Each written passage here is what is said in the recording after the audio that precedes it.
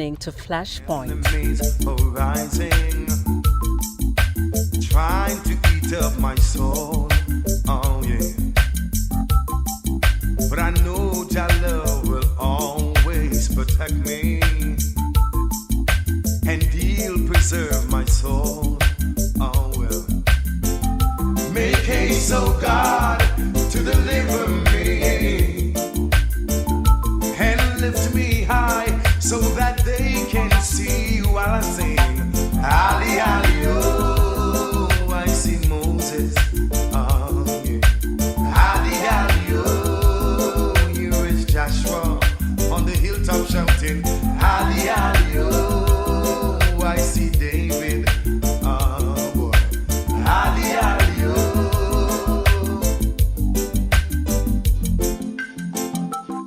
Now I speak the truth, let me see who will confront me. Knowing the hypocrites, they always watching. Let them be ashamed who seek after my soul. Let them be turning back who wish to see me go down. Let me shout, Ali, Ali, oh. I see Moses standing tall and I say, Ali, Ali, oh. I see Joshua, oh yeah. Ali, Ali, oh. Let me hear you say, Ali, Ali, oh.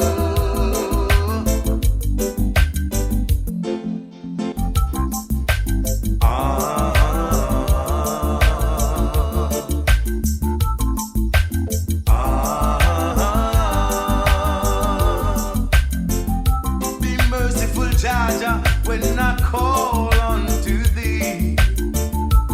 Hear my prayer when I'm on my bending knees. Ooh, the waters are up on me. Preserve my soul, oh Jah. Ooh, preserve my soul, oh Jah. Ali, Ali, oh. I see Moses, oh yeah. Ali, Ali, oh. I see Joshua, oh yeah. Ali, Ali, oh. I might see David on the hilltop shouting. Ali, Ali, oh. Oh yeah, oh well. In the midst of my success, the enemies are rising, trying to eat up my soul. Oh, make haste, oh God.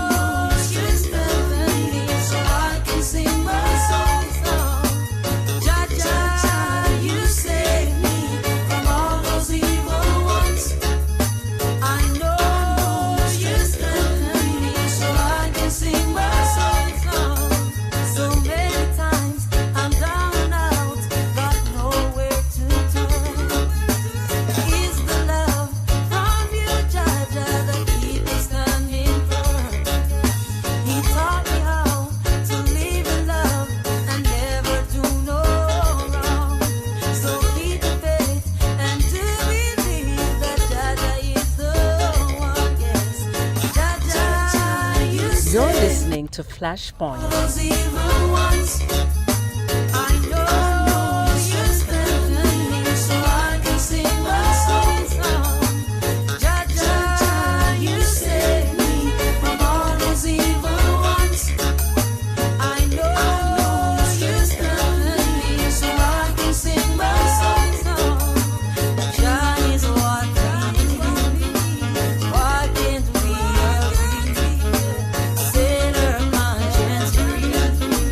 That's free.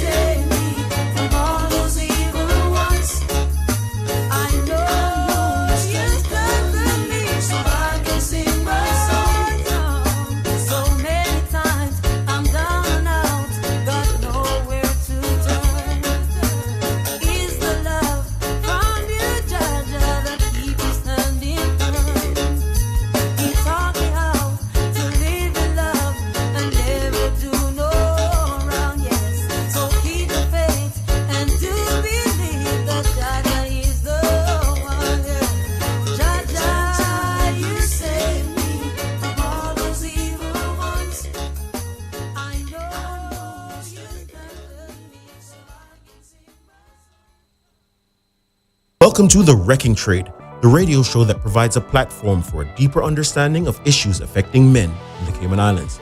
Join us as we explore the low enrollment of men and boys in college classrooms, the absence of men in the church, and the absence of fathers in the home. Join the conversation as we help men find their place in the modern world. Through engaging interviews with experts and members of the community, we provide a clear picture of what healthy masculinity looks like as an example for boys and girls. Our mission is to provide a voice for men, to help them navigate the challenges that they face and provide hope for a brighter future. So tune in and join the conversation on The Wrecking Trade. Together, we can make a difference in the lives of men and boys in the Cayman Islands.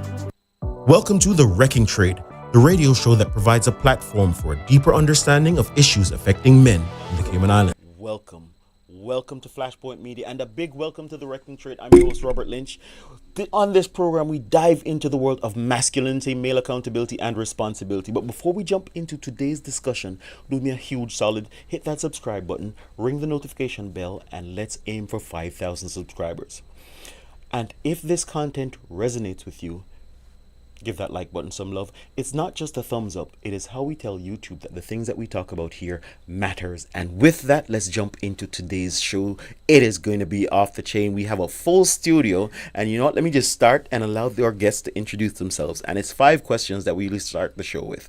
That is your name, your age, your relationship status, highest education level completed, and what do you do for work? All right, so let's start right here. All right, thank you so much for inviting me. First of all, my name is Carol Hernandez. I'm from Costa Rica. I'm 34 years old. Relationship status? I'm single. And highest education level completed? No, I'm just kidding. What else you say? Highest education level completed? Journalism. Yeah, I study journalism. Master's, associates, bachelor's? Bachelor's, yes. Okay. And what do you do for work? I work, well, I do 2 things now. I work as a receptionist at Island Vet, and I'm a singer. I'm the lead singer for the mariachi in the island. Yes. Interesting dynamics. We're going to jump into that, dig into that a little bit deeper. Just let's go to the next person. You have to help me with the questions again. So your name is Rahima Robinson. Age? 16 plus shipping and handling. Yeah. Next. Relationship status? I am single. Single. 2 single women on the panel this evening. Highest education level completed? I am working on my master's currently. Working on your master's currently. And what do you do for work? I'm a probation officer, senior probation officer. Probation at the officer. here on Cayman Islands. And you're single, so all the men are on probation? Ooh, not just men, we have women too. You have women on probation yes, too? We do. I was talking about you being particularly single, so I'm not sure what you just said. If you want to agree with that or you want to roll that back. Well, you see, when you are in the pool, you have to be careful which pools you delve into. Yes. So I wouldn't even go there because it would be a conflict of interest. Gotcha. Like So that. just the men are on probation in your pool? On probation or serving their sentence in the prison. Okay. All right. The name given is Marquino Ferron. I am no stranger to this space. Yes. I'm the resident pastor for this space, Flashpoint Media. And of course, I'm a good friend to Dr. Robert Lynch of The Wrecking Trade. I am an educator as well, and I'm currently working on my postgraduate studies in education. Okay. And I do have ambitions to go for the PhD. Permanently damaged one day. And I guess you're also working on your relationship status? I am single. Okay. I'm single. All right. So we have a single panel. We have 2 single women and a pastor. All right. And a single pastor. And a single pastor at that, right? And so today we're going to jump into a program. And I found this video when I was looking through TikTok, and it was interesting to me because this lady was trying to share with us why she left her husband. She started out by telling us that he's a wonderful man, but she left him anyway. So, Mr. Producer, Mikey G, on the controls, can we run that video? Run that clip. 10 years. I got married young. I was 21, barely, like 3 days, 21. Already had a baby. He was 8 weeks old at our wedding. And I remember feeling like my marriage was temporary from the beginning. Like that I wasn't gonna make it. And I didn't know what that feeling was. I just thought it was. So let me get this straight. She was married for 10 years, strung this man along for 10 years, had children with this man, and knew from the beginning that she didn't want to marry him. Marriage is forever, and it's not temporary, and age is not an excuse in my opinion. But there's more to the story. So Let's just hold it right there. Fighting for me. Right. So here she's saying she got married, but she felt like it was temporary. So both of you are single, so I'm sure that I'm sure that you've been in relationships before. How do you know when something is temporary versus it is something that you're wanting to get into for the long haul? Wow, I don't think you should start any relationship thinking it's gonna be temporary. Like, it will make no sense. I mean, if you want to hook up, that will be temporary. That's your main goal, yes. But otherwise, I just think that's just setting everything up for failure.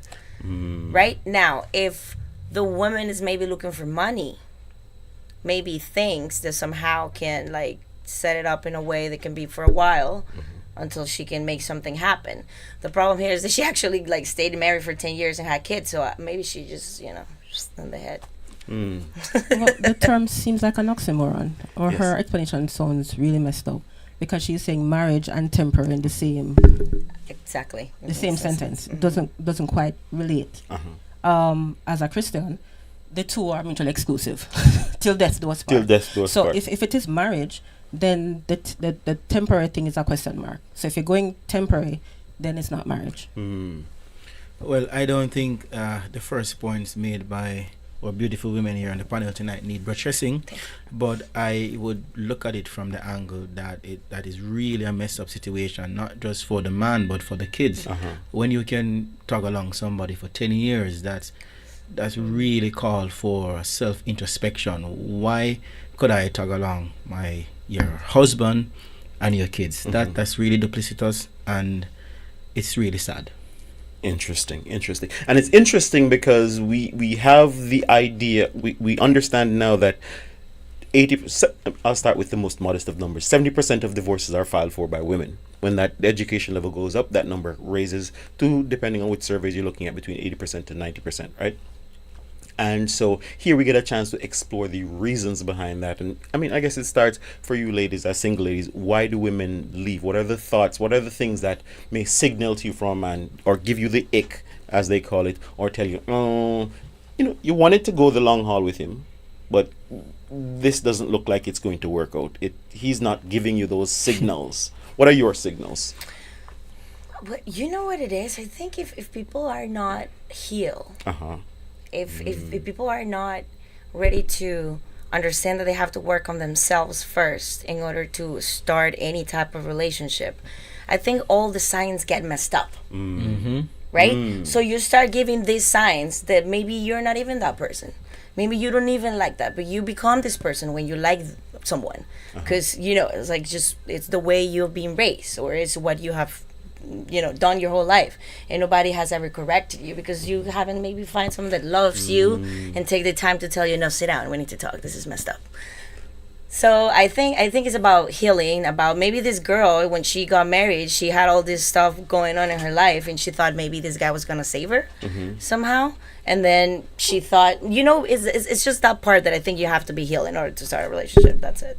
Fair enough. Well, first off, I'm not sure where your stats are from. Yes. But in Jamaica, I also worked in the family courts. Yes. And what I found was more the males who were going for divorce at the time, because I've been here a while. And their reasons were varied. It could be anything from something money related to in-law related. But I know you want to focus on the female side of it. So your question really was, what do we think? Because we don't know. Right? We've never been there. We don't know. What I would say is that what I've found is that many persons enter the relationship space as frauds. So they know what they have in mind, but they don't say that. They pretend, they waste time, whatever they're doing, but it's not a genuine space. So what I have found in my experience is that persons enter the dating space with some skewed version of what it should be, and that is not presented up front. Primarily for me, knowing what it is if you're not saying God from day one, bye. Because then it lends itself to what are you doing? And if you're not moving in a particular direction, then You know. What do you do? So I guess it prevents leading up to 10 years, 3 years, whatever the number is, and then saying, oh, hey, change my mind. When truth is, you didn't really change your mind because from the beginning, you had temporary at the forefront of your mind. So I think if people are genuine about entering the space, then it becomes a different conversation. What are you looking for? Do I have those things? Do you have those things? And then make the hard decisions. Buy or let's do this, right? So set your standards from the start. And just to answer your question right off the bat, so the U.S. statistics run about 80%. The actual statistics here in the Cayman Islands, they lean more towards 90% because against, you'll find that relationships have a little bit different dynamics here in the Cayman Islands. Very different. I mean, you have a lot more women here who are educated and higher earners, and so those are usually indicators of more willingness what to I would say exit about marriages as those well. here, because Yes. my relationship with those statistics here are on the other side now, it's more related to how do these affect offenders. And when you look at those stories that lead up to offending and surrounding offending, what we find is that it's not even about money or education, it's about the social construct, Yes. having to do with status, having to do with who belongs and who doesn't belong. That's a very different, delicate conversation that I don't think is what we're talking about this evening. Related but not the same. So I don't think it's education. I think it's more about who gets to have the power, who gets to have the authority, who gets to have the final say. Do we want to talk about that tonight? That's a whole different conversation. So specifically for what I'm talking about, the numbers do actually talk about education. So as women go higher in education, and there's another statistic too, when a woman earns more than 40% of her counterpart, then that actually increases the likelihood of divorce. So that means financial numbers and education numbers. But with that, I noticed you wanted to say something, so I'm gonna come back here because here we're not talking about, what we're really talking about is relationships and relationship dynamics and how those impact, as we recognize in this clip, the persons themselves, the kids in those relationships, and then particularly, what do men and women walk into those relationships with the same mindset or with the same outlook? Which gets really interesting, and we're going to dig into that a little bit. Let me hear what you wanted to say, Carol. What I was going to say is, I'm so sorry. The what she said is completely right. That's what people should do. But that's the tricky part when I was trying to say, when people are not well in their minds, they don't have this, like way of thinking, like, let's sit down, let's talk about it. Like, why am I getting into a marriage that I'm thinking since the beginning is going to be temporary? Why am I doing this? Maybe I need help. This is not okay. So the problem is that I think all of these subjects are still, even at this time, a little taboo. And people think it's like, you shouldn't be depressed, you shouldn't be sad, you shouldn't be feeling all these things because you're gonna get married. You should be just, so people are like jumping this stuff, and then when you are already in the hole, it's like, oh, now how do I get out? Fair enough. And it gets distracting sometimes when all of these things are happening. We're looking at them, and because we're looking at them, just like you said, we don't necessarily look at our internal hurt, our internal pain, the things that have happened inside me. And so it leads me to the question I wanted to, well, let me let the ladies answer, and then I come to you on this, because many times we have relationship breakups and it's all the other person's fault. So I want to jump into what, in your previous relationships, what are some things that the other person did wrong, and what are some things that you did wrong, or some healing that you may have needed? I think communication is definitely key. I think, for example, in my case, I communicate way too much. I think I just say too many things, and sometimes for some people it's difficult to process, and I think for him it was more like he the lack of words. For him it was difficult to communicate, so it was me giving all this stuff and then him trying to like figure out what I was saying, how things were happening, and then trying to give a response. So everything was like, he thinks different than me. Thank God. But you should think different. Right? Yes. So he's more organized, and he will like make an Excel page in order to tell me how things should be done. And me, I'm more like, let's leave the day. So for me, it's important to sit down and express myself as much as I think I need to. But if you're with someone that doesn't match that energy, that actually becomes a problem. So I think that was our problem. We never really figured out how to fix that. We just kept on going. Fair enough. And I want to see if I can drill down a little bit specifically. Is that all right? Yeah. And the specifics are, in the relationship, he kept leaving the toilet seat up. He recognized that was a problem, and then you kept kicking the cat. So a specific thing that I know that I did wrong. This is something that I can work on. Because it sounds like, as you're saying communication, I mean, you're comfortable with your communication, so it doesn't sound like something that you want to fix. Yeah. So is there anything that you could say, hey, you know what? This is probably something I should work on. Well, For yourself. I think I should prioritize. How you say that in English? Prioritize. Prioritize. Thank you. That my happiness. My happiness. I think this relationship gave me the opportunity to realize that I do not have to be thinking about everyone. It shouldn't be that person first. It should be me. Now, not in a selfish way, right? Because if you're selfish, you shouldn't be in a relationship. But at but at the same time, you do have to have a percentage of selfishness, like in you, like a little bit, and be like, okay, now it's my time. The thing we were talking before we started, if you like to be alone and you start a relationship, maybe that person needs to understand that sometimes you need to be by yourself in the room. I don't know, look into the roof, who knows? But like that part, I think, just that. But so, and forgive me if I'm not phrasing it right. When I think about something that I need to work on, I think about, hey, this is where I messed up, and this is what I could do that might help the other person next. So, for instance, if I kept kicking the cat, I should stop kicking cats, right? And this is my gift to the external. So again, me working on me, that's not necessarily for someone else. This is me doing that for me. What about if I don't think that we actually have to change anything? I just think we didn't match. You know, Ariana, thank you. Next, something like that. Like it just didn't work. We were both good people. We're just not good for each other. Interesting. And I see you wanted to add something. And if I might jump in there, because that was my answer. It was more about, for me, it was more of not trusting your gut that it was time to say bye. Because these persons weren't bad persons. Neither am I. What we didn't have is that alignment. All right. So, for example, being specific, let's say your life is heading in a particular direction, and I have no intention of going that direction. But let's see if somehow, somewhere, you might change your mind. I'm not changing mine, you're not changing yours, because we're who we are.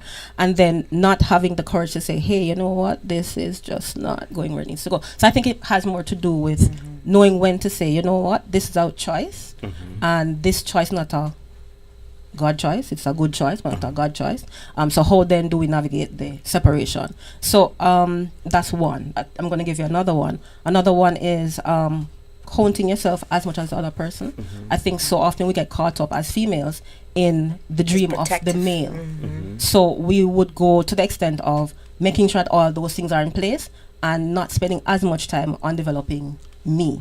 So I count and you count, not just you. And when that's not reciprocated, then I go, hold on, what happened to me? But then truth is, you made that choice. So how do we now take accountability as females, as me now, taking accountability? Listen, this is what I expect. This is what I'm going to be. This is the me time part. This is what my goals are as well. So are we working on both goals or just your goals? If we're working on two of yours and two of mine, then we can work this out. But if it's always skewed in your favor, then I'm always going to feel as if something is going wrong. But that's on me because I made that choice. Let's do your goals first. Let's do this first. And then oops. Yeah, so those are my two specifics. And I got a lot of interesting color in that, two of your goals, two of mine, and so it begs the question of who's leading the relationship. We're gonna come to that. I want to jump to you, Pastor. Wow, yeah, the fact that you said Pastor, I don't even have to curtail my response. So for me, you have relationships, and then you have relationships that are godly. Like your relationship is against the background of you being a Christian, and being like that, then that the Bible and God then would have to inform your decisions. From that background, I would say every relationship there is have a possible red flag. Yes. And I don't think people break up because of red flags. I think people break up because of choices. And people is, at the end of the day, is what you can tolerate. But to be specific to the question you asked and to be fair to the panel, for me, I think there wasn't balance. I think we've always grown to two different levels. What I'm trying to say, there wasn't no interdependency within the dyad at the time. And so, I mean, respectfully, I wouldn't say I have a past relationship that I can't take up the phone and say hello, because it always comes to the point, hey, we are not on the same wavelength. Because there's always a struggle for me, being a Christian, fighting against the worldly ideology or inkling of what a relationship should be, as opposed to how I was raised in church. And that's interesting, because as I'm hearing and I'm listening to the two ladies and you, I'm hearing, I got a strong tinge of independence as the lady spoke, and then you positioned it as interdependence. And I'm wondering at the thought of, are we the same people when we get in relationships? Right? Can two single people have a successful relationship, or do we need to become someone else? Because I heard you say very strongly, no, this is who got in the relationship, but you are not that same person anymore. If I might clarify, Yes. I don't think they're different things. I think we all said the same thing. Just hear me out. If it is that it's going in one direction, that's not interdependence either. So what I mentioned was, it's always in one direction. That's not interdependence. That's independence on one part. And I think my friend here also said something similar. If it is that I did not declare upfront, this is what my expectations are, then there's going to be a unidirectional as well, which is also not interdependence, but two different directions. So I think what we need to zero in on, as you rightly mentioned, Wait, though, one second, is one how do second. we come to that common ground? Wait, before you go on, because again, right there, it sounds like you said it's not interdependence, because you have two different directions. It sounds confusing. Yes, because you're right. You can't have two directions in a relationship. True. Right? There must be one, which Right. means someone has to lead. And that's where we get confused. Yes, so help Because me here's to what we think understand that what it you're means. thinking here. It means for some people that we have to be going in your direction, as opposed to us going together. So if only one party is growing, are we growing together? No, As my friend here mentioned as well, what he found in his situation was that we were going on two different wavelengths. We need to look at why that is. Is it that one person is growing educationally while the other is not? Is it that one is doing some other things independent of? So what you find happening is the dyad happening instead of the interdependence. So you're two individuals who come together as one. It doesn't mean that one goes to die. Certainly not. And we're not thinking about death. What I'm thinking of, and I want to come to you, Carol, is do you believe And love after love, I know. There you go. Do you believe in love? Right? As I'm thinking of relationships, would you say you're modern or traditional? And I'm using that to set up the question. Yeah, I said I think I'm modern with a tip of traditional. Traditional. So in the traditional relationship, usually the man leads. Yeah. So if you're traditional, you believe in male leadership. And I'll ask a couple of questions. Do you believe in the man that you're interested in? Would you want him to make more money than you? Oh, he can do whatever he wants. Yeah. He wants to make more money. Yes, of course. Can we make less? Yes. Okay. It's okay for him how much less? I mean, if Is it okay if he's broke and homeless? I think no homeless.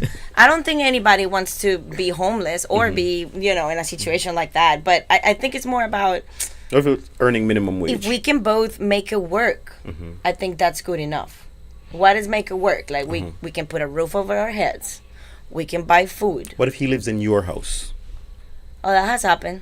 That has happened a few times. Is that okay with you? Yeah, of course it is. It's okay with you for Yeah. him to be We're- unemployed? We're both humans. Uh-huh. We both come from families that maybe they're super cool, maybe they're messed up. We all have our luggage to carry. Like if you love somebody, you should be there for that person. And if you have a house and that person needs a house, guess what? All right, so before we get into love, and I want to come to you too, because I see us talking about this, and we're talking about relationships, and I'm trying to understand or unpack the idea that we're putting in there that says we're equals. And so I'm trying to figure out which direction we need to be rowing in. I heard you say, Rahima, that we need to have two of your goals and two of mine, and I'm wondering how that works in the traditional biblical dynamic when God invites the man to lead. I'm happy you asked it more clear. Yes. So I was going to say I'm not traditional and I'm not modern, I'm biblical. Okay. All right? Because when you go back to the original words from Genesis, that's where I like to begin. Yes. So you have Eitzer Kenegdo and you have Zakar. Mm-hmm. Eitzer Kenegdo, female, Zakar, male. Eitzer Kenegdo, warrior, Mm-hmm. military, Yes. military help, female. Yes. And then you have Zakar, the preeminent one. Mm-hmm. Now, if you take it just on the social side of it, then you miss the significance. Now, the Zakar is the preeminent one for salvation. Mm-hmm. So ultimately, we all need salvation. Mm-hmm. So what is the role then of both of them together? Now, if you have a nation Mm-hmm. and your military is destabilized, you're at risk. Mm-hmm. But if you are both doing your military work Mm-hmm. and your administrative work, then united, you are strong. Mm-hmm. I think the conversation about equality Yes. comes from the world, From that. and we need to leave it outside the church. Yes. Because what's happening is that we're taking on this worldly concept and trying to baptize it. Uh-huh. It doesn't work. Together, we're stronger. If it is that your military or your administration is down, Mm-hmm. then you're both weak. How about we work on the military Uh-huh. and the admin? All right, so help me to understand, because I'm glad you clarified that, because before I thought I was getting some tinge of the world in what you're saying, but you're saying that's not where you are. You're biblical based, Straight. and so the military is the man, masculine. Eitzer Kenegdo is the female. Mhm. So you're saying the military. So you're saying the military is the female. I'm not saying it. The Bible is saying. No, I'm asking you to So clarify because I have another Kenegdo- question. Yes, man. All right, so for you then, you are laying in bed, right, with your husband.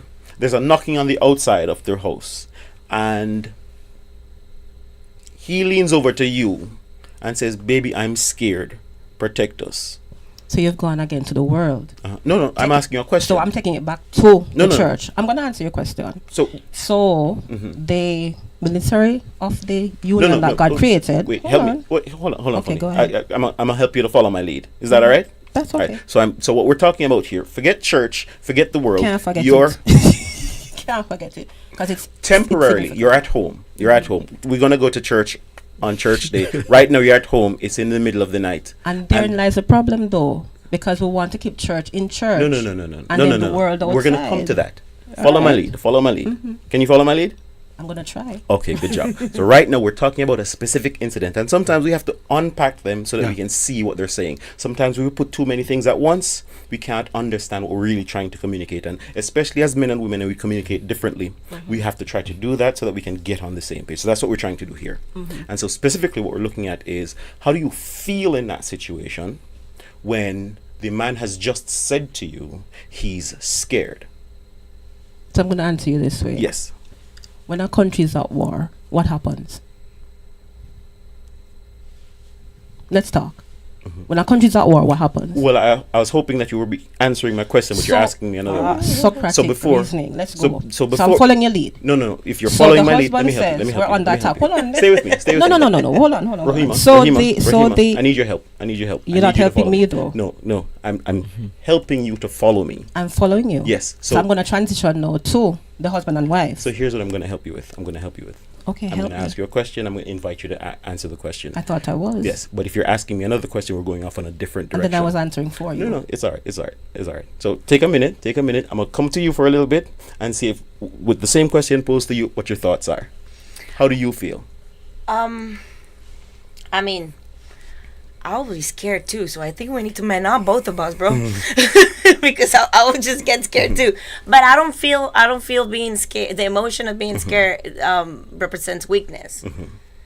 Okay, so you are okay with protecting your man, is what I'm trying. Yeah, of course. And do you think that is useful? Do you think that helps the relationship or hurts it? Helps. Helps. All right. So in the biblical dynamic, the man is supposed to bring protection, provision, and leadership. That's what the Bible tells us. Yes, Pastor. Yes, sir. All right. So in that dynamic, and God has given us a dynamic in that is supposed to help us with helping relationships to be successful. And what we're doing in the world is something different. We've said that, hey, in our relationships, that dynamic doesn't work. And so we've leaned more towards equality. And this comes from the world, actually. The equality that says men and women are interchangeable. I don't need a man to provide. I can protect myself. And leadership, we can be co-leaders. That's the current dynamic in the world, right? And Pastor, I'm going to invite you to help me here and kind of help me. When God invites the leadership, the protection, and the provision, is he inviting the same dynamic that the world is saying, hey, we're equal and equivalent and we're the same? Interesting. I want to see what you say. The world's idea and God's idea is never the same. Never the same. When God calls a man to be a man, it was not just applicable for the Genesis account, because I am not. I wouldn't even say I'm modern or traditional. I would say I'm a man, and whatever the dispensation, I'll be the man that God calls me to be. I will adjust myself in such a way that whatever God requires of me, that's what I'm doing. Yes. Because the definition of a man is not defined based on my vocation or my education. Yes. My biology alone is saying that. You know, so the world, we cannot use worldly principles to unlock the principles of God. We cannot mix both of them. They are not, they are opposite. We can't even make a comparison. We have to contrast it. So if I may jump in there. Sure. Which is why to limit being a man to defending the whole space. What if the wife is a black belt? What if she knows how to do whatever needs to be done and he doesn't?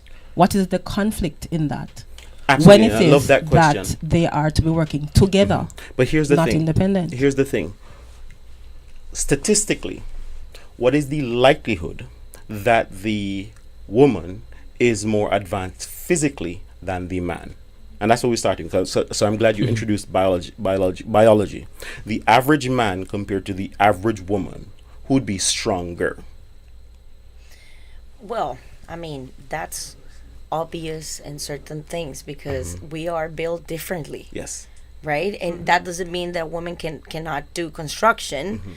But maybe means it will be a little easier for the man that has muscles. Yes. Because he's been training his whole life. Oh, maybe she's training too. So the thing is, it's just more about like logic, common sense. It's like there's certain things that are gonna be different because yes, but that doesn't mean just because you're different you cannot do the same stuff. I did grow up with that way of thinking. I think we are all over the place with this conversation. I think it's time for us to address and have a pragmatic approach to the conversation. I am not saying that a woman cannot help, but I will not feel good in myself laying in my bed when my wife calls for my help, that somebody is knocking on the door. It is innate in me to go and push down that door and protect my family. I cannot feel good in myself asking my wife. But that's not because you're a man. That's because that's your personality. Not just my personality. Who I am innately enhances my personality. Yes. And here's the thing, and this is where this gets really, really interesting. I love these conversations because here it is. We're talking about, and we can talk practically, or we can talk in theory. And in theory, we can talk about, yes, certainly. I mean, I know I can't beat Ronda Rousey. She is one of the strongest wrestlers out there. She's superhuman, right? So the average man can't take her on, but she is also an anomaly. The average woman is not Ronda Rousey. Yeah, right? exactly. And so in the same way, a boy goes through puberty and a girl goes through puberty. They both get different gifts. A boy wakes up in the morning and he's going, oh no, I got muscles. My chest is bigger. My biceps are bigger, right? A woman gets hips and boobs. If you're lucky. I love that. If you're lucky, right? But most women get something at least, right? And those things are designed for different reasons. Right? Yeah. Right? Yeah.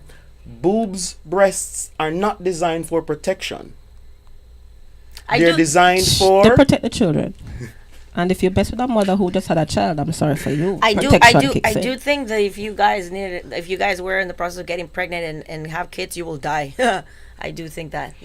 Well, and this is where we have to introduce similarities and differences. Yes. I also want to stick a point that when Carol made a point that a woman can, mix concrete. It's because we were made from the same fabric. But what I am saying predominantly, the man was made to Yes. mix concrete doesn't mean that you can't help. Yeah, because exactly. you look in the original context when God raised man, created man, and took woman from my side, my rib. These response, it appears before sin there were clear roles Yes. that nobody argued about. Yes. But after sin, that's where we got the confusion. But we have to look at the original, the blueprint. And I'll take that a step further in that I even wanna- thank after you. sin, up until recent history, we didn't debate these things. Up until recent history, you had a lot more men. I want to add something. Go ahead. When Adam and Eve were placed in the garden, Yes. they were doing the same thing. Well, Adam was placed. You Eve sure about came that? from Adam's You side. sure about that? Because we can jump to Genesis 2 right yes, now. Yes. Huh? All right. So if we start there. Yes. Then, because I wanted to add this earlier, because if it is, I'm going back to the knock on the door, just the scared. What if you both say you're both scared and you don't go out there? You have a plan that you both devise to say that we're going to do something else. That's what I'm talking But about. that's different from That's the what I'm original what I'm Yes. getting at is sometimes we get caught up in the who wins or who is the whatever, that we miss the opportunity to use our combined effort. Remo, And you're not intelligent. answering the question. One second. And here's the thing. Through you, Mr. Chair, may I? Yes, sir. You're not answering the question, and you're philosophizing the question. The question is, would you feel comfortable? Yes, or that's the no? basic I question. would not be If- comfortable with either of us going out there. We don't know what the person out there has. No. And I'd love to have that pause. conversation Wait, to say, don't go. Why not? The woman so in you will here's the say thing. not Here's to the go. thing. Here's the thing. Before we even get out there, what we're trying to lean into, and sometimes this part for some reason gets complicated and gets tricky, right? Let me tell you. So if I'm laying in the bed beside her and she tells me that she's scared, there's something interesting that happens, right? That her communicating to me that she's scared helps me, even if I was scared too, to feel stronger. Because a man naturally has a protective instinct over what is his. Was designed that he's way. He's designed to protect her. He's designed to protect his family. She right? was also designed to want to be Yes, protected. and so she was also designed to want to be protected. I see your hand. Let me finish the thought, right? So when she does that, they're both fulfilling their purpose, which means, guess what? Even if I didn't feel up to the task, I must now find the comfort, confidence, and whatever I need to do to be up to the task. And I'll go all the way back to the beginning of time, before we invented houses, computers, and all those things, right? If you're pregnant and you're laying inside the cave, we haven't built houses yet. You are now doing what you were designed to do, bringing our family to term, giving our family, let's use your word, safety. No, you can't get up out there and go fight bears, but you need food.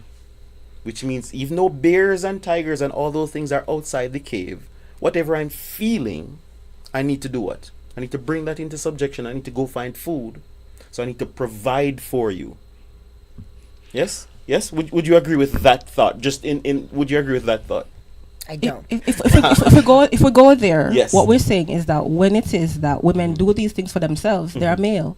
Yes. We're So, going to come so to a that. pregnant woman who's Yes. left by whichever person it is, who has to then find food, protect, Is leaning into her masculinity, yes. which is why I began by saying earlier, it's a social construct. Mm-hmm. So I personally, It's a social perspective.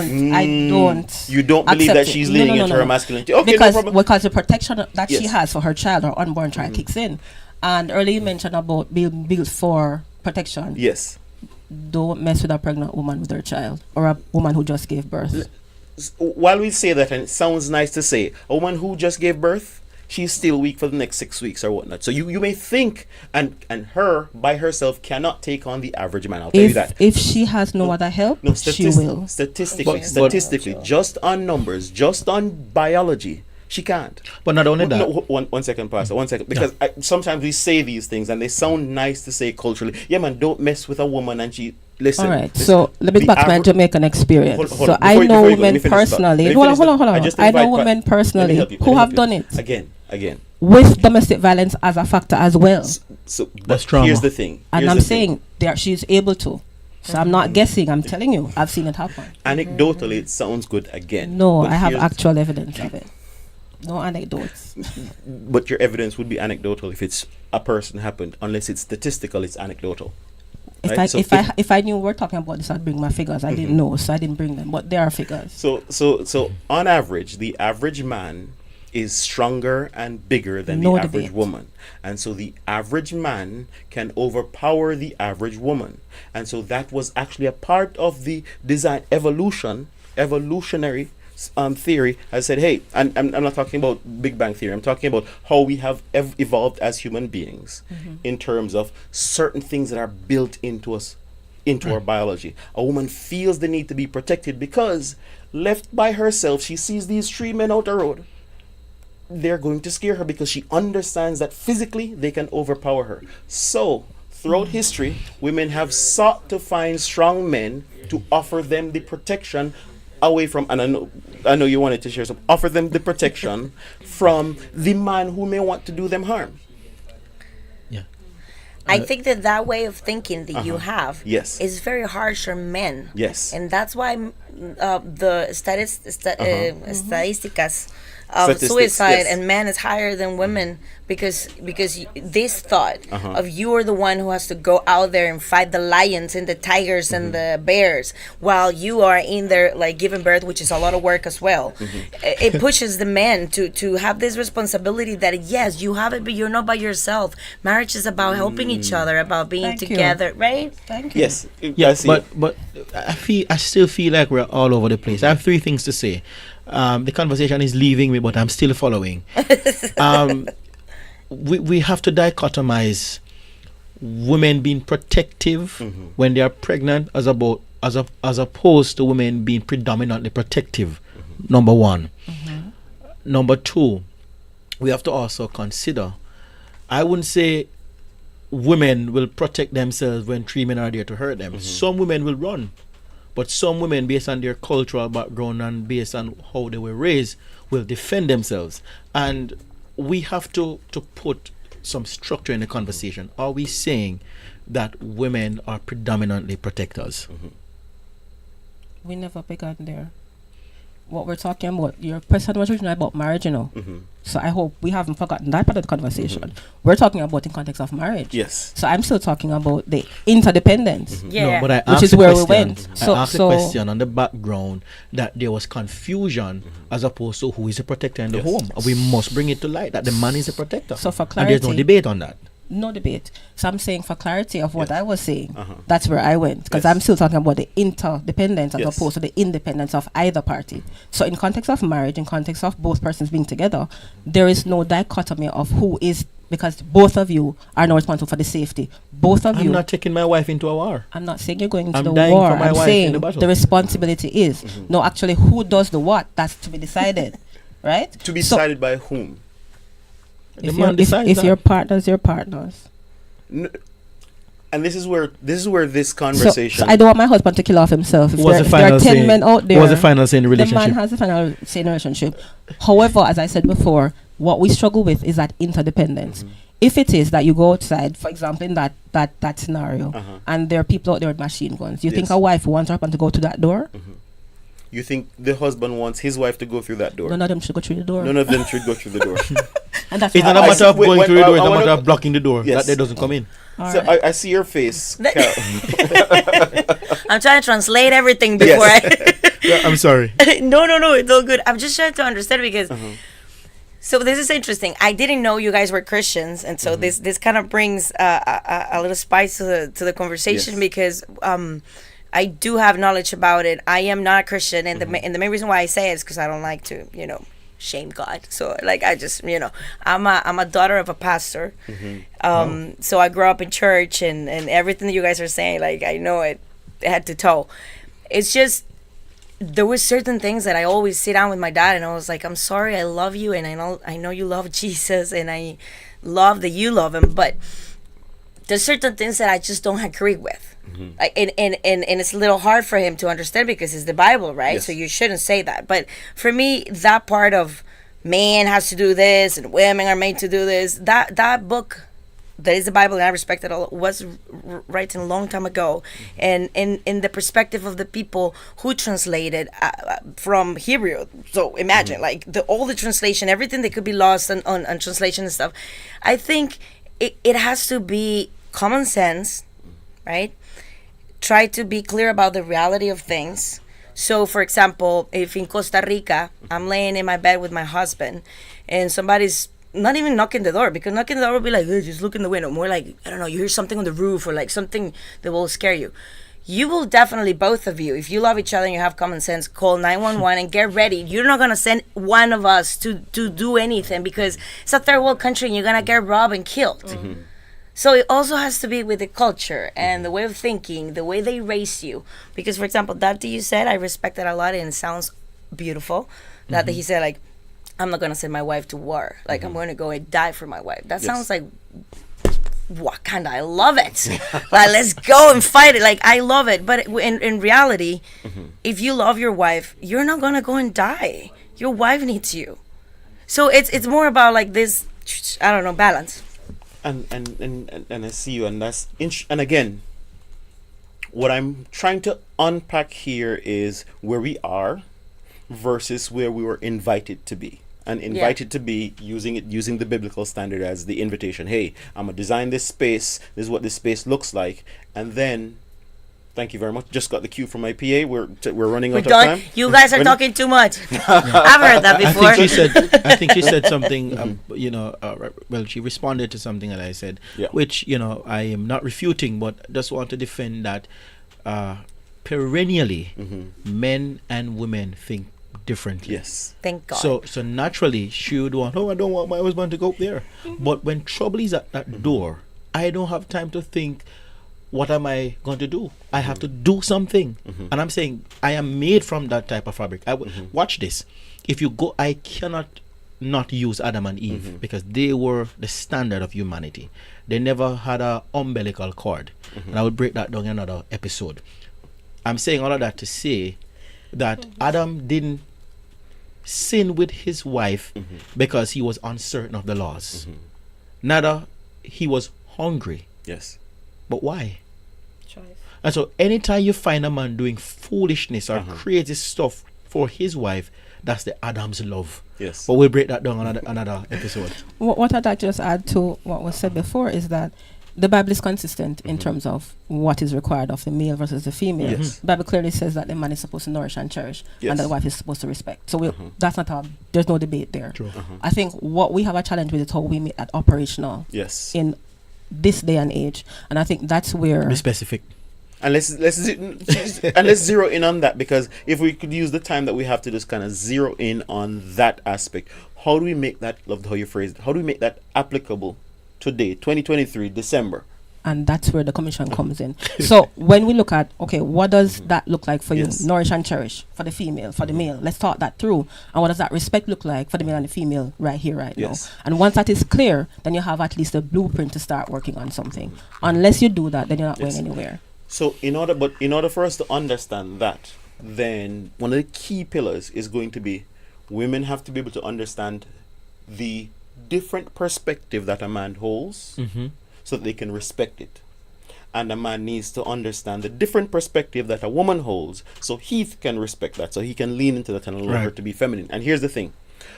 What I find, what the statistics point to, is that throughout history, men have had to learn and understand what women want. That has been the job, because you are the gatekeepers.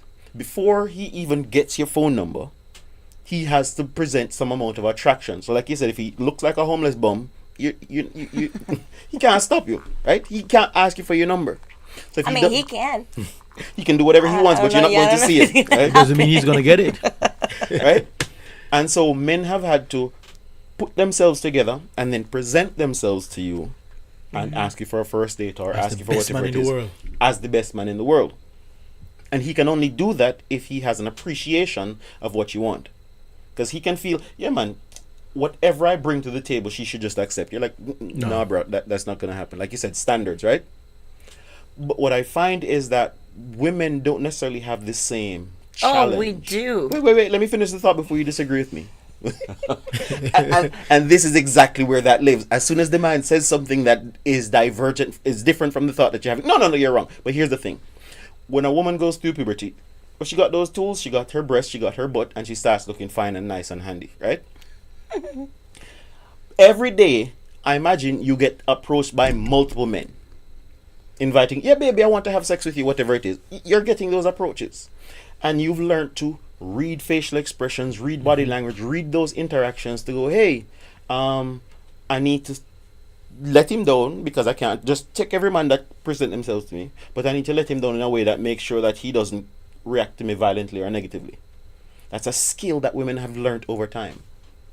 Conversely, most men, they don't get approached like that.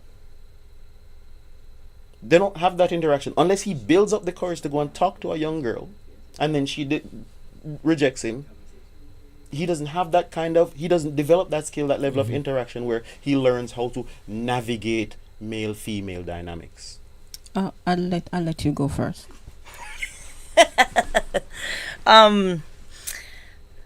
So you have an upper hand. Do you want to go first? It's not like disagreeing with what you're saying. It's just that I think that's your perspective. Because if we bring a different man right now, let's say a man that goes to the gym and looks flying and everywhere he goes, like every girl like whoop. I'm telling you, I know I have stories that I've seen, no anecdotes of guys that need to like take the girls out, and DMs are going crazy as well. And statistically, they're about 15% of men. Most men don't live in that space. Most men don't live in that.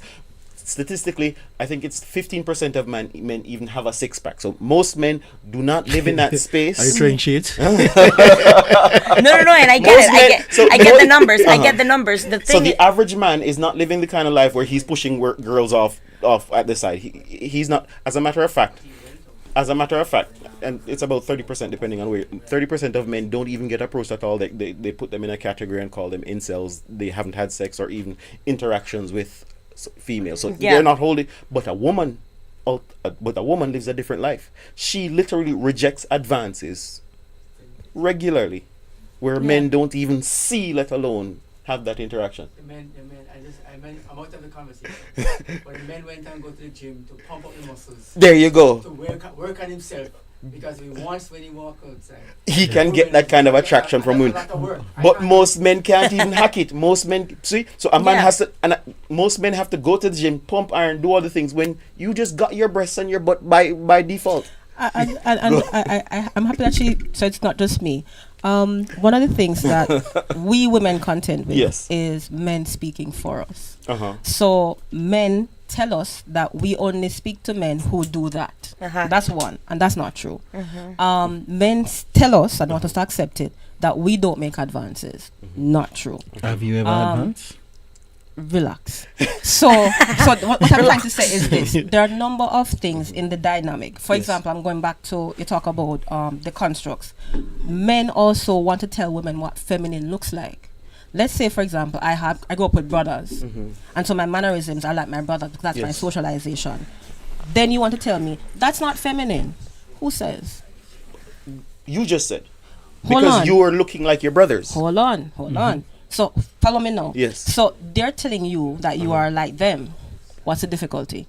No. You're the one who started it. You said you grew up with your brothers, and so you look like them. So if I look like a sheep, I'm presenting sheep characteristics. All right. So if I don't have breasts, I don't have a butt, I don't have hips, I'm not female? No, we're not talking about female. We're not getting into the gender. I'm talking about female. So but remember I said... One second. Again, so that we don't go off in what we're talking about is masculine and femininity. So not male and female. That's a whole other conversation that brings in chaos. So what I'm adding and to help you, Sister Raima. Yes. If you grew up with your brothers looking like a guy, talking like a guy, when you become an adult, it's your responsibility to divert. Speaking for me again, what if I don't want to? Does that make me less are of a you not why does that make me less of a woman? No. We're back to you again. Here's the thing. So you're looking like your brother. Do you think I'm no? Wait, I'm not together. Let's bring it together because so who says you need to be attracted to this person? No, I'm just saying that for me. So okay. All right. I think where we can bring it back to is and maybe you can help me is where I was trying to go with this is men have had to try to understand what women want so they can present that to them. Oh my God! Right now, I swear to God, I wish I was a man because everything sounds so much easier for you guys. It's like that we had to go to the gym. No, my love, it's you guys are very complicated as well. No. Yes. simple. Maybe you're You're not simple. not hearing Maybe it at you all. maybe you perceive yourself as a simple man, but men are not simple. Men also have a big luggage that you have to work with them too. Like it's not as easy as you think. They also have traumas. They also have a lot of things that they have to go through. It's not Absolutely. It's not easy to talk to them neither. It's not easy to. I have men that don't want to be with me, No, but and that is also. I mean, it's just it's But you're saying difficult. we have trauma, then you say we are simple. So you have to make up your mind. No. What I'm saying is that men, no, him. I'm being specific with him. Yes. Like I say, that maybe he perceives himself as a simple man. But I don't think you guys are simple, and I don't think every woman is as difficult.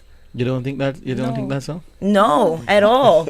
Well, at least the men that have been in my life are not simple at all. I wish. I'm wondering here again is because if you approach a man and believe that he's thinking like you, then he's going to seem complicated if your thoughts are complicated. He's never gonna think like me, and he's never gonna think like me. And so that's what I'm trying to get to. So what I'm trying to get to is, But that doesn't mean I'm more difficult than him. We're not because again we're not even going into the blame yet. What we're trying to just understand is, do we? we're not trying to look at whose fault it is. We're just trying to be able to appreciate that we have a different starting point. I started out by saying, hey, men, just in terms of the communication, men have less interaction with the opposite sex than women have with males. Men have to build up confidence, and they have to work through the idea of rejection because. In order to, so when a guy, But we too. Really? We get rejected. Yes. What are you think talking get about? rejected as much Not as much, but we do get rejected, Come and they also break our hearts. It's also like it's the same road, okay, different weather, but same road. You and me walking through the day, right? 10 guys are gonna come checking on you. Yeah, and I'm not gonna like 9 of them. Exactly. You're going to reject 9. So you're saying you just by your words. But then I'm gonna go and walk to the same road, and I'm gonna see maybe 5 of them, and maybe the one that I won, it's not gonna like me, and that has happened. But did you? But what? Think about what you just said. You just rejected 10 guys. No, 9 I guys, didn't 9. reject them. I just didn't like them. They weren't brave enough to approach me. They weren't brave enough to approach me and talk to me and get to the phase where I reject them. That's a man problem, their problem, but in a specific man, no in general. Yes. You know what I mean? So here's that. So you said lovely. He wasn't brave enough to come to you and talk to you, which means he had to overcome the hurdle of. Like I will overcome the love too if I like someone and I have to go through it. It makes me embarrassed too if I like a man and I want to talk to him. But for him, it's not an if. If he does not approach a woman, You miss the opportunity. He won't get. Exactly. No, He doesn't get any airplay at all. anything. You can just go, yes or no. You have that choice. He doesn't have the choice. If he doesn't get up and do something, nothing happens. So you think we have more options just because we're women? Absolutely. That's the whole But point. the stats say that there are more women than men. Huh? The stats worldwide say there are more women than men. So how do you get those maths to equate to what's happening globally? Say again? You heard me, man. There are more males. We have a bigger male prison here than female prison. But that doesn't in the actually classroom, translate to more men than women. and that's what I'm saying globally. Look at the stats, because I know you're a stats man. So if that is the case, then it should be the reverse. What do you mean? Unpack what you just said. All right. So that's the. Sorry, I'm sorry to go to technical. XXXY. Chromosomes of male and female. So the potential to have more females are there because you have more X's in the equation, right? So biologically and therefore numbers wise, population wise, we're going to end up with those numbers being the case. So if you're saying that, then they don't correspond. Can you simplify your? So the women's chromosomes. As of 2021, it was about roughly 100 males to 101 males to 100 females. Since which year? 2020. Okay, fair Yes. enough. So they're now catching up. Yes. No problem. Something. Yeah, is going on. we've overcome the problem. wars that took away all the men. Fair and so enough. But historically, there are more females than men. because men would go and die in wars. Whatever the reason. So statistically, it wouldn't be working out that way. So and depending on where you are, population here, wherever. Wait, I'm trying to understand what you're going at statistically. I'm going to get there. So when you take out those who are in prison, Yes. when you take out those who have gone to war and Yes, died. and died. That's a lot, by the way. Right. What are you left with? You're left with what we have left. I'm trying to follow you. So the population of male, go church, males to female, outnumbered. Yes. Workplace, male to female, outnumbered. Yes. Classroom, Yes. outnumbered. Yes. So where do these women find these more men?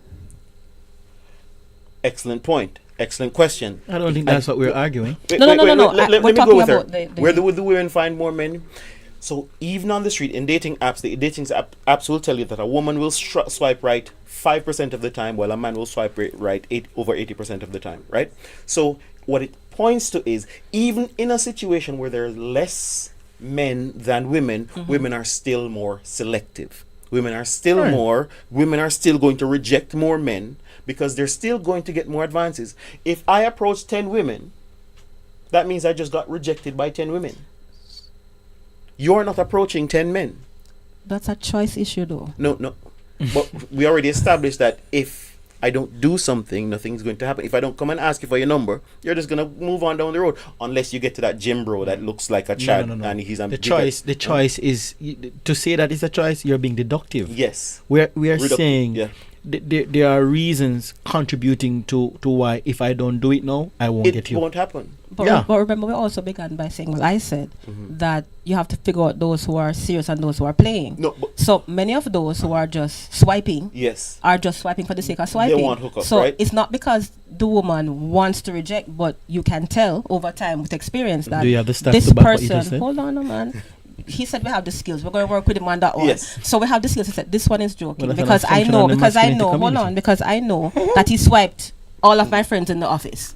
So I know because we talk, right? So you swiped all my friends in the office. So you're gambling, you're playing Russian roulette, that's fine. So you get no because we know, right? So we have to be more selective because, as I said at the beginning, yes, some people enter the space for jokes. yes. And I'm not disagreeing with you. A woman needs to be selective. Which because puts the pressure on the woman again to protect because we don't want to be traumatized and then have all that to do to get into a relationship. I don't. The whole trauma and all that. Let's put that aside for a second and get to biologically. A woman has to be more selective because you can have. If you're having a child, you can only have one per year, while a man can go around and spray seed and have like 1 million children, depending on how strong his energy is, right? Yep. So you do have to be more. One second. You do have to be a little bit more selective. No, not a little bit more. You do need to be more selective because again, the converse is you're running around with 2,000 men. I mean, that's not going to translate into. And even before Right? that, it's just too much pressure. Right? So a woman needs to be selective. But the other side to that is just being able to, and this is what I'm trying to really come to, appreciate what a man has to do. That's what we're really trying to get to. Before. And every time, and this is the challenge. So every time a man tries to present the masculine side, a woman tries to counter that. But it's the other woman's side as well.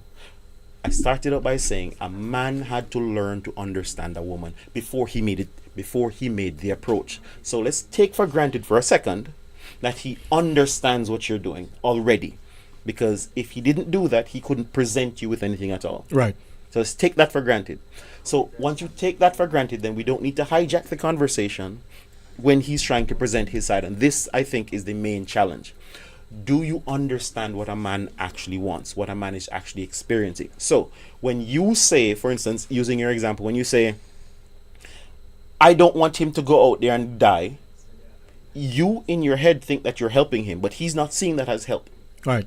Right? I had a conversation with a friend of mine where he was sitting with a girl, they're in danger, and he had to do something before he could address the issue. He took her, put her into safety, and then went and addressed the issue. And this was significant because as long as you are there, his attention is now divided. He's thinking about protecting you, and his attention is not focused on addressing the issue at hand. So while you think that, hey, both of us going out there because we're a team, we can work together, no. That becomes a liability for a man because now he has to be protecting, which means he's more at risk for attack. That depends on the woman. If you have a useless woman next to you, maybe. Maybe. I'm sorry, but that depends on the woman. No, that's my opinion. Of course, Yes. everyone thinks I'm telling. I just think everyone has their own abilities. And so whether she's competent or not, what we're looking at here is what his thought process is. So even if she's competent, because he is thinking about her, his attention is divided. That's what we're looking at. So he may be competent and she may be able to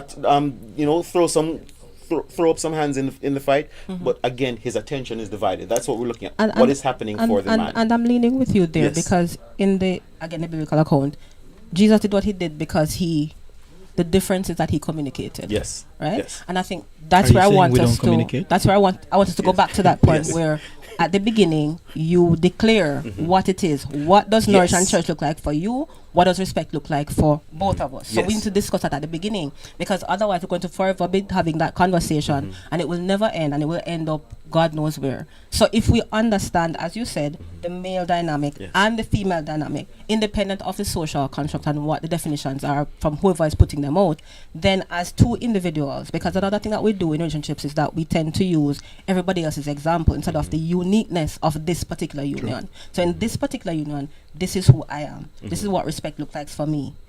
In this specific relationship, this is what Nourish and Cherish look like for me. We have the long love languages. Yes. All right. So it's not to be borrowed from anybody else. It's not to be But there are bought some from women anybody trait and else. some men trait that doesn't change. Even so. So even though you have each- uniqueness, there are some predominant traits that does not change. And none of us can pre-decide what those traits are. Yeah, man, I Because can the decide person one. might You're gonna very have well. you're gonna have the children. You're gonna be emotional. Yes. And there are some men who are so emotional, you see. We're not saying that. So that in doesn't this, exist. which is why I'm going to unique. In this unique dyad, there will be individual traits from both sides, and what that course. party needs to do is to together talk through what does the dynamic look like for us. Yes. Not for the person next door, And for us. I'm glad that you've said that and positioned that here, because as we wrap up, one of the things that comes to mind is understanding what is required to accomplish the job, right? And so we'll go to school. Both of you went to school. You studied communication. You went to school. You're working on your master's and going to PhD. You're working on your plans to do your PhD as well. And so you've thought about a particular job, and you've thought about qualifying yourself for that job, right? One of the things I think we neglect to appreciate is that husband or wife, that's also a job. And you can't just show up at your job and go, hey, I haven't gone to school, I haven't studied, I haven't learned anything. Give me the job. Give me the job.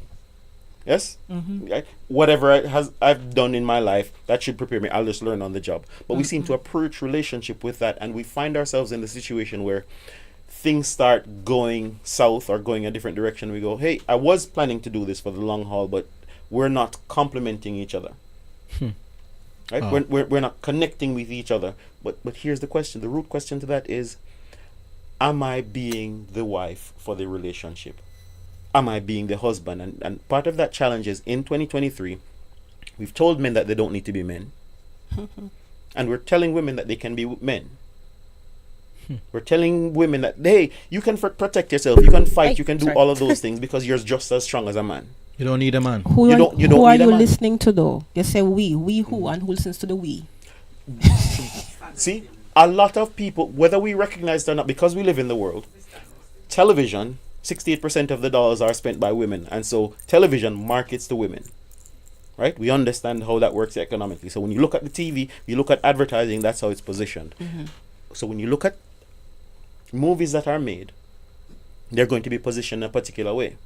And even if you don't, hey, I'm not going to go watch Barbie because I don't believe in that, but guess what? You saw the commercials. You know what's Your interesting? children are watching the commercials. And so we're all being fed a steady diet of a particular mindset, whether we want to agree with it or not. Whether you're in the church or outside the church, you're being told something.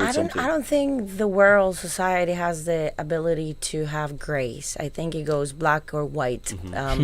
There's no balance, because I'm not against the idea of women who cannot find a man, find a way to have their stuff done without it.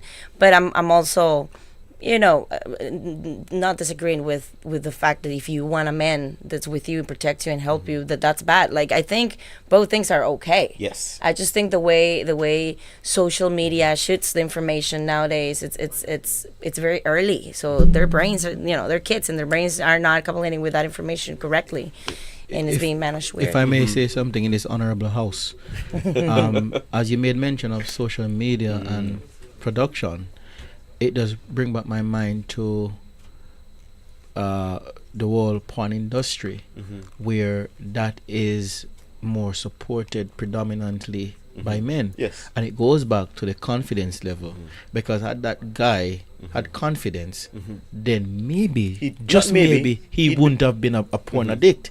So what we're saying, or what I am saying, women rise because men fail. Yes. So had we weren't failing, Yes, we wouldn't be having this That's right. conversation. And part of the failure is because we're working against each other. There we go. And that's where I'd like us to end. I'll just throw that in there at the end so that we don't miss it. When we work together, we're better together. Yes. So this whole idea of competing for preeminence, there's no competition. The word already says who is preeminent. The word already says who is whatever they are. So if we stop fighting Just and for, start just looking for clarity at what in this modern day, could you just So big? So no, wait, I like that, and I'm gonna give you a chance I'm to sorry, give Uncle us Rob. our final thoughts, because that's a nice place for us to be. The goal is for us to figure out how to be on the same page. The goal is for us to figure out how to be on the same team, so that relationships can't work. And each one with their own things. Like you have your responsibilities and your thing, and I have mine, and we just complement each other and make it Compliment. work. So final thoughts. Let's use that for final thoughts. What are your final thoughts on what we've talked about today, and how do you see relationships working and having success in 2023? Because right now the statistics are pointing to women under 30 are getting to, in 2020, women under 30 are getting to the place where, for the first time in history, you have more single women over 30 without children than any time in history, which means women are going towards the direction where they're not getting in relationships and they're not having children. And whatever's brought us about, that's where we are. Yeah. So I think relationships are hard. I think when you get into a relationship, you have to be ready to work really hard, and not a lot of people are aware or prepared for that. So that's not going to change. I think this thing about being independent and doing all of that, it's definitely going to change the world. It's been changing it, and it's just, I don't think it's going to stop. I think it's just going to keep on going. It's just the way it is. If my dad was alive, he will definitely be like, this is Earth, and it's just the way things happen. And I mean, if you're with God and you try to like make it work for yourself, maybe you can share that with other people and try to spread that. But otherwise, it's just, I think people need to get we're all healed. just going to hell in a handbasket. I think we're just exactly this thing. We're just waiting for God to come and get us, take us out. Astra is coming. So I'd say go back to the biblical account. Yes. And stop listening to the wrong voices. Come out of her, my people. I think for too long, even the church has been listening to the voices outside, and I think it's time we stop. In Christ, there's no division. Neither male nor female, neither bond nor free. We're one in Christ. And if we understand that oneness that was intended for mankind, then we really wouldn't be having half of this conversation. So if you're going to be doing relationship, it's about getting to that point where you understand the oneness that Christ had in mind for us as male and female, and for his church, and stop listening to everybody else, because too much of what we know as facts are informed by the world. And when it comes to the conversation, it is so hard to have the biblical one, because there's so many thoughts from the outside, and so that gets lost and swept under the rug because we're still in Babylon. Come out of her, my people. Come out of her, my people. I would say it takes a miracle for anybody in a relationship, more specifically a man and a woman, to mutually coexist without God's intervention. In a perfect world, they had problems. What do you think will happen in a world that is messed up? And so I think a lot of people approach relationship with the ideology that I will find myself while I'm in this relationship.